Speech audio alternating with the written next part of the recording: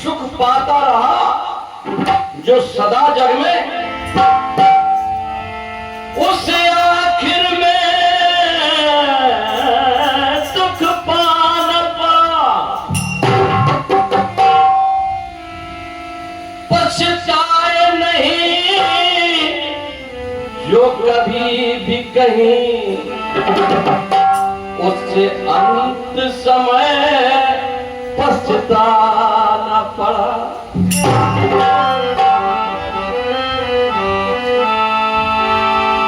कि खिल कर न जैसे एक बहुत अच्छी पंक्ति है कि कोई फूल न बाग में खिला ऐसा, कि खिल कर जिसे ना मुरझा न पड़ा। ओ विधि का विधान अटल रहा, जिसे आना पड़ा उसे जाना पड़ा।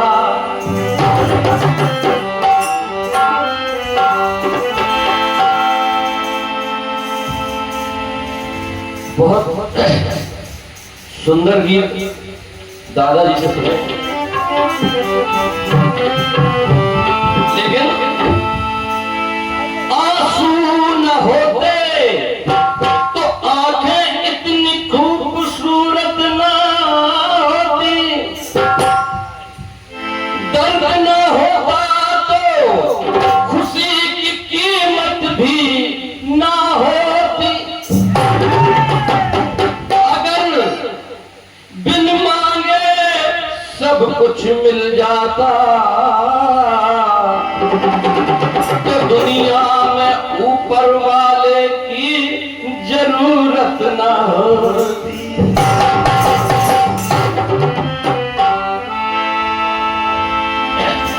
गाई एक धुन आई थी, अरे किसको सुनाऊं हाल दिले बेकरार का। चलो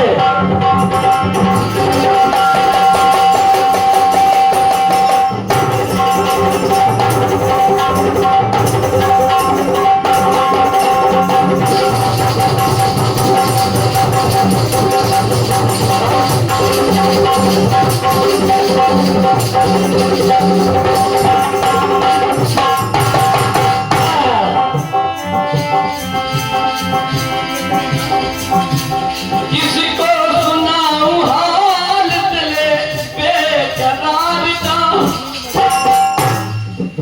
और बुझता हुआ चिराग हूँ अपनी मजार का। ये बात भूल जाऊं मगर भूलता नहीं। इस धूल से उठा है जनाजा बहार का। ये दुनिया ये महफिल मेरे काम की नहीं, मेरे काम की नहीं।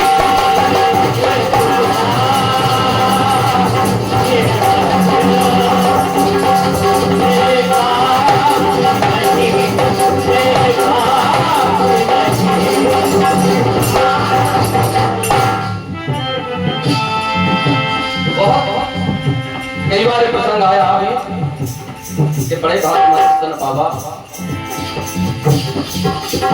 जिस समय सीता का हरण हुआ था, क्या उस समय नर नारी नहीं थे? लेकिन किसी में इतनी ताकत ही नहीं थी कि वो बता दे कि रावण मां सीता को लेके जा रहा है। वो ताकत सिर्फ थी तो किसमें? पक्षी में। किसी ने देखा ना होगा, किसी ने नहीं बताया। इसीलिए जटायु को भगवान राम के हाथों से संस्कार हुआ। सुनिए, पक्षी का पक्ष ले बना पक्षकार है,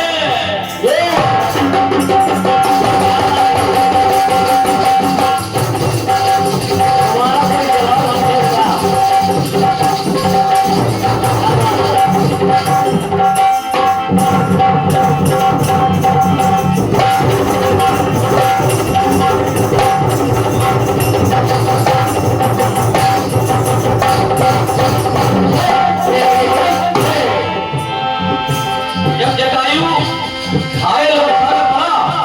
भगवान राम ने देखा तो जटायु ने भगवान राम को बताया कि मां सीता को रावण लेके जा रहा था, उसी समय मेरा ये, उसी ने हाल मेरा किया है। तो भगवान राम ने कहा कि तुमको दोबारा जीवन दान दूं, लेकिन नहीं। जटायु ने कहा पक्षी का पक्ष लेके बना पक्षकार है, और प्रभु जी के हाथों से हुआ संस्कार है। अरे होता है तरल तारण करुणान दान से। बोले इससे बड़ा सौभाग्य और कैसे मिलेगा? अरे होता है तरल तारण करुणान दान से,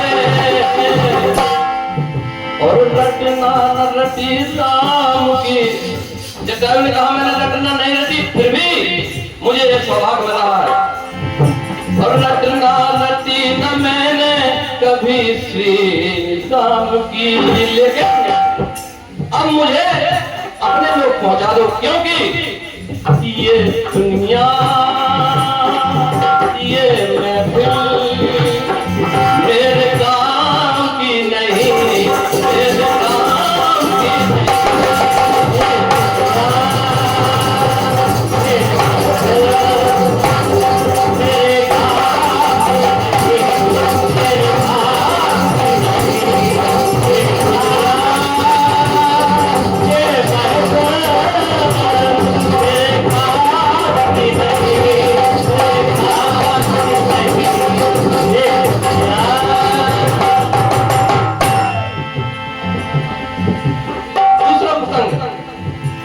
दुनिया मेरे काम की नहीं, क्यों? जिस समय बाली के ऊपर भगवान राम ने प्रहार किया, बाली घायल अवस्था में पड़ा है, और बाली ने कहा, क्या कहा? प्रभु राम से कहा कि मुझे मालूम है कि मां सीता को रावण लेके चला गया, और तुमने मेरे ऊपर बाणों का प्रहार कर दिया। वही रावण है जिसको मैं अपनी काबरी में दबाया। अरे मुझे आप बाण ना चलाते, मुझे ना मारते, मैं एक पत्र रावण को लिख देता तो वो आपकी सीता वापस लेके दे जाते। लेकिन भगवान राम ने फिर कहा कि बाली क्या जीवन चाहते हो? बाली ने कहा ना। बोले क्यों? अरे अवतार लेके आए करतार आप हैं।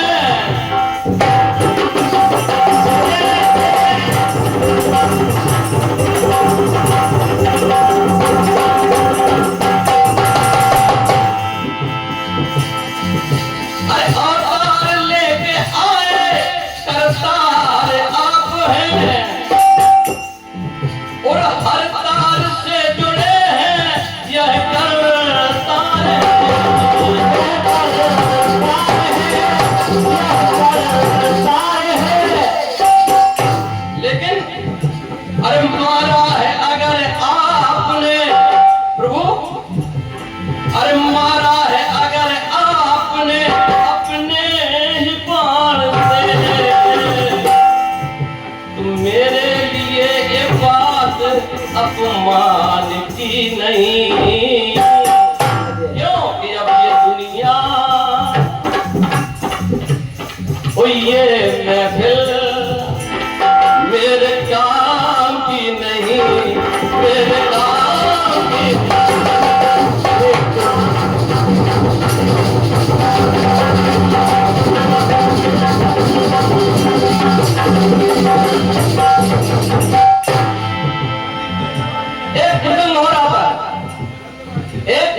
सूरदास जी राधे कृष्ण राधा कृष्णा कहते चले जा रहे थे, और एक कुएं में गिर गए। और जब वो कुएं में गिर गए तो राधा ने भगवान कन्हैया से कहा कि स्वामी एक अपना भक्त कुएं में गिर गया है। राधा श्याम करते हुए भगवान कन्हैया दौड़ते हुए आए, तो उन्होंने सूरदास जी को बाहर निकाला। वो कहा मैं एक आपको वरदान दे रहा हूं। बोले प्रभु दे, तो उन्होंने कहा तुम्हारे नेत्र दोबारा आ जाए, दोबारा नेत्र आ गए। लेकिन भगवान कन्हैया ने कहा एक वरदान सूरदास तुम और मांग लो हमसे। सूरदास जी ने वरदान मांगा, देखिए कहा अन्य नहारे आपकी छवि को निहार कर। जिस समय भगवान कन्हैया को देखा तो कहा अरे हारे नन्हे न आपकी छवि को निहार कर और वरदान मांगता हूं मैं मन में विचार कर, मन में विचार कर, मन में विचार कर। बोले सूरदास जी कोई अच्छा वरदान मांगना। तो सूरदास जी ने कहा अरे नैनों की ज्योति लीजिए, अरे नैनों की ज्योति लीजिए श्रीमान इसी क्षण। बोले जो आपने ये नेत्र दिए हैं वो पुनः अपने वापस ले लो। बोले क्यों? अरे नैनों की ज्योति लीजिए श्रीमान इसी क्षण कि हृदय से जाती ना छवि राधा और श्याम की। अब ये दुनिया तो ये महफिल